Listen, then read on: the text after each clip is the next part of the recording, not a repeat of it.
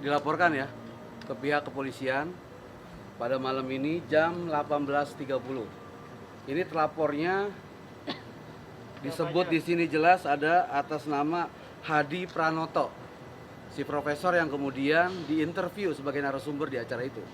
Kemudian yang kedua adalah pemilik akun YouTube Dunia Manji. Pemilik akun YouTube ini. Nah, kalau kemudian hasil penyelidikan ternyata misalnya Anji kemudian dianggap terlibat, itu memungkinkan karena ada tindak pidana yang namanya turut serta, tahu ya, pasal 55. Dia menyebarkan berita bohong karena dia diundang dalam acara, nanti itu proses penyidikan yang kemudian akan menentukan. Artinya tidak menutup kemungkinan bahwa secara pribadi Anji bisa diminta pertanggungjawaban secara pidana, Anji, kemudian akun YouTube-nya itu bisa dilakukan penyitaan karena diduga sebagai barang bukti untuk melakukan tindak pidana penyebaran. Nah, itu yang penting. Bang, dilaporkannya kenapa, Bang? Iya, dilaporkannya pertama kan ada dugaan masalah berita bohong kan yang disampaikan oleh si narsum ini, interview si profesor ini. Nah, kemudian disebarkan. Penyebaran itu dilarang menurut Undang-Undang ITE. Itu ada di pasal 28, makanya kita laporkan. Ada pasal 14, 15. Ini ancaman pidananya ini 10 tahun loh. Ini nggak main-main. Bisa langsung ditahan pelakunya, bisa langsung ditangkap. Termasuk pasal 28 ayat 1 yang kemudian diduga dijerat itu kepada Enji, dan itu di atas 5 tahun. Artinya apa? Enji memungkinkan juga untuk dilakukan penangkapan dan penahanan dalam perkara ini karena ancaman pidananya yang begitu tinggi. Tetapi sekalipun begitu, biar kita serahkan sepenuhnya persoalan ini kepada pihak kepolisian. Yang pasti ini sudah resmi dilaporkan. Nah, sejauh ini di media sosial atau beberapa statement dari ID misalnya kan mengatakan ya bahwa minta polisi untuk mengusut, menindak tegas pelakunya. Nah, sekarang ini sudah resmi. Kita sebagai masyarakat sudah melaporkan. Artinya, semua pihak yang kemudian berkaitan dengan ini, ID juga harus mau untuk memberikan keterangan dan membantu pihak kepolisian agar persoalan ini kemudian menjadi terang. Apakah betul ada penemuan, apakah betul obat COVID sudah ada. Nah, sehingga kemudian masyarakat tidak bingung. Nah, itu yang kemudian menjadi poin penting. Jadi saya kira kita percaya bahwa Polri akan bertindak profesional dalam menangani perkara ini, dan kita berharap semua yang kemudian mendesak agar ada penegakan hukum dalam perkara ini pun termasuk dari ID, akademisi, dan kemudian mereka pihak terkait yang paham terhadap persoalan ini yang mau bekerja sama dengan pihak kepolisian untuk memberikan keterangan agar perkara ini kemudian menjadi terang. Nah, Bang, mempertegas berarti Abang sebagai pelapor menilai konten itu membuat masyarakat menimbulkan rasa kurang tidak percaya kepada pemerintah ya, Bang? Iya, kalau kemudian, ini yang gini loh, yang berbahaya dalam pernyataan yang disampaikan oleh si profesor ini, Hadi Pranoto ya, di dalam keterangan interview itu, pertama itu ada dua, menurut saya yang paling fatal ya. Pertama adalah soal sebutan bahwa dia punya satu sistem yang namanya digital technology yang tadi kita katakan. Digital technology itu kata dia, rapid test dan swab itu nggak perlu gitu loh. Sampai ratusan ribu, dengan 10.000 dan 20.000 itu sangat efektif. Bayangkan loh, masyarakat selama ini kan ngikut dengan penerapan dilakukan oleh pemerintah. Berarti selama ini kalau ada yang jauh lebih efektif dan biayanya lebih murah, berarti dibohongin dong masyarakat. Bisa dong kita berpikir kayak gitu, berarti kita dibodohi. Dan ini kan berbahaya. Makanya kenapa kemudian ID mendesak agar ada proses penegakan hukum terhadap ini.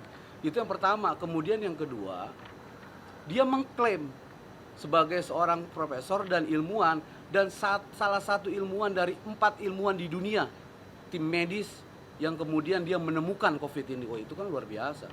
Kalau benar bahwa dia adalah seorang penemu, ini kan harus diapresiasi. Kalau benar. Tapi kalau kemudian tidak benar, ada kepentingan lain, ternyata hanya ingin menaikkan konten untuk sekedar memviralkan, ada kepentingan komersil di luar itu yang tidak ada hubungannya dengan kesehatan, kan ini namanya sesat. Gitu loh. Apalagi ini disampaikan oleh public figure yang punya voter dan follower besar, dan ini yang berbahaya. Akan dijadikan modus ke depan dan kemudian hari bahwa cara-cara dalam praktek-praktek seperti ini akan terus diulang hanya untuk memenuhi kepentingan konten. Dan itu kemarin terjadi dalam kasus sampah yang dipakai untuk kepada masyarakat diisi daging. Dan itu terus akan seperti itu yang kita khawatirkan gitu loh. Kalau ini kemudian dibiarkan, makanya kepada public figure, saya kira seharusnya sudah saatnya dilakukan penegakan hukum, termasuk terhadap hal-hal seperti ini, supaya masyarakat tidak bingung. Nah, poinnya itulah kira-kira. Mas sendiri sudah ada komunikasi dengan pihak ID-nya atau para ahli lain terkait pelaporan ini? Enggak, pertama kan kita lihat bahwa ini kan bukan bukan delik aduan. Artinya masyarakat ketika melihat ada peristiwa tindak pidana menyebarkan berita bohong itu harus dilaporkan. Nah itu loh, nah polisi wajib untuk memproses itu berdasarkan fakta-fakta hukum atau fakta-fakta yang kemudian berkembang kan, ada protes soal ID. Nah kemudian juga ada dokter yang mengatakan bahwa dia tidak tercatat dalam database, kan dikatakan seperti itu. Ya kan, bahwa dia bukan seorang pakar mikrobiologi dan sebagainya, yang kemudian ini menimbulkan polemik, ya maka kemudian proses hukum untuk meluruskan persoalan itu. Itu loh yang penting. Barang buktinya pertama ada transkrip percakapan.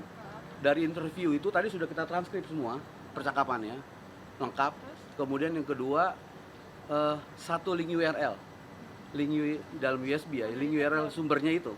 Nah itu kita sampaikan nanti untuk dilakukan digital forensik untuk di pada saat pemeriksaan. Bang, yang menindaklanjuti LP-nya Krimum atau Krimsus? Krimsus, cyber lah ini yang nanganin. Iya, juga tidak pidana cyber. Sedikit Bang, sebelum adanya Hadi Pranoto pada bulan April itu ada namanya Dokter Suradi. Dia juga pernah mengklaim pernah menemukan obat COVID. Nah, kenapa baru kali ini Abang melaporkan Hadi Pranoto? Kenapa yang sebelumnya nggak dilaporkan juga? Nah, itu kan kita nggak tahu gitu loh. Kalau saya sih pribadi ya, itu nggak terlalu tahu. Tapi pada saat kita mengikuti tentang sosok ini, itu juga kita jadi domainnya proses penyidikan lah bagi kita ya. Walaupun yang kita lihat waktu itu ada salah satu siapa ya, Laksamana Sukardi atau siapa lah, karena iya Suradi macam-macam seperti itu. Ternyata ada lagi Hadi Pranoto. Apakah ini orang yang sama? Nah kita juga nggak tahu. Kita kan yang pasti bahwa informasi ini sudah viral dan beredar luas dan perlu ada ketegasan dari aparat untuk bisa mencari kebenaran soal itu. Itu aja lah poin kita. Pak kan seperti yang diketahui Anji ini beberapa kali mengeluarkan statement tentang COVID dan viral. Apa sih yang Bapak sampaikan kepada Anji sendiri untuk tidak mengulangi perbuatannya membuat pernyataan yang keliru, Pak? Iya, pertama ini kan yang kita sesalkan, saya nggak tahu ya. Tapi dari komentar dia terakhir, dia tidak merasa bersalah loh. Dia tidak minta maaf itu kalau tidak salah. Nah ini kan arogansi. Pertama dia harus sadar bahwa dia adalah public figure. Dia punya voter, punya follower, ditokohkan, diidolakan, yang kemudian idolanya sangat percaya terhadap apa yang kemudian dikatakan. Ini yang justru menjadi hati-hati gitu loh. Jangan dia kemudian misalnya mengeluarkan statement atau mengeluarkan konten yang cenderung orang itu akan mudah dipercaya karena sosok dan profilnya.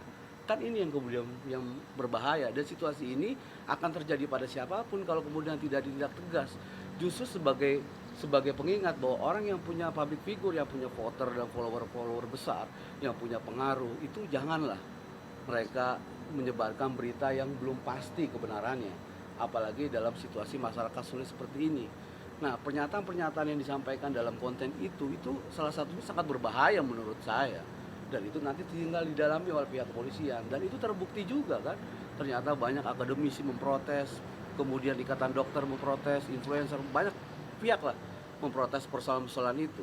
Dan kita berharap bahwa dalam kasus yang inilah akan menjadi catatan kepada pihak siapapun, khususnya mereka public figure, selebritis dan sebagainya, agar mereka berhati-hati dan bijak dalam menggunakan media sosial, bukan hanya untuk kepentingan konten, subscriber, dan kepentingan komersial lainnya. Itu yang saya kira tuh sangat tidak baik gitu. Dan dia setelah laporan ini mau ngapain lagi? Selanjutnya berikutnya agenda Mungkin ada pertemuan dengan Anji sendiri atau? Oh, kita belum ada, dan sejauh ini kita menyerahkan saja kepada pihak kepolisian. Kita akan kawal kasusnya dan pantau perkembangannya. Ya, kita nggak tahu bagaimana setelah pelaporan ini sikap dari Hadi Pranoto dan dari Anji ya. Yang pasti kita sudah serahkan kepada pihak kepolisian lah untuk dilanjuti. Kalau persoalan pintu maaf, ini bukan masalah pribadi. Nah ini yang harus diingat gitu loh. Ini bukan masalah pribadi, bukan pencemaran nama baik dia hina saya, kemudian saya laporkan, kemudian saya tidak keberatan, selesai persoalan. Enggak. Ini bukan delik aduan, ini delik umum, delik biasa. Saya cabut pun nggak akan bisa proses hukumnya. Jadi tetap tetap walaupun saya nggak melaporkan pun hari ini sebetulnya polisi sudah bisa menindaklanjuti karena ini bukan delik aduan. Tapi untuk memberikan dukungan kepada polisi dan kita ingin agar kasus ini benar-benar diproses hukum, makanya kita inisiatif untuk melaporkan supaya bisa diproses. Kalau pribadi ya nggak ada masalah. Tapi yang paling penting itu adalah hak masyarakat juga untuk informasi yang benar. Betul gak sih ada bahwa COVID itu sudah ditemukan? Kan itu poinnya. Gitu loh, jangan sampai kemudian ini dipercaya, kemudian masyarakat menilai bahwa ya sudah kita nggak perlu lagi ikuti protokol kesehatan, loh obatnya sudah ada, kan bisa aja berpikir seperti itu. Makanya yang harus didalami dan dilakukan oleh pihak kepolisian adalah kebenaran tentang peristiwa yang sudah terjadi itu. Oke. Thank you, Bang. Ya.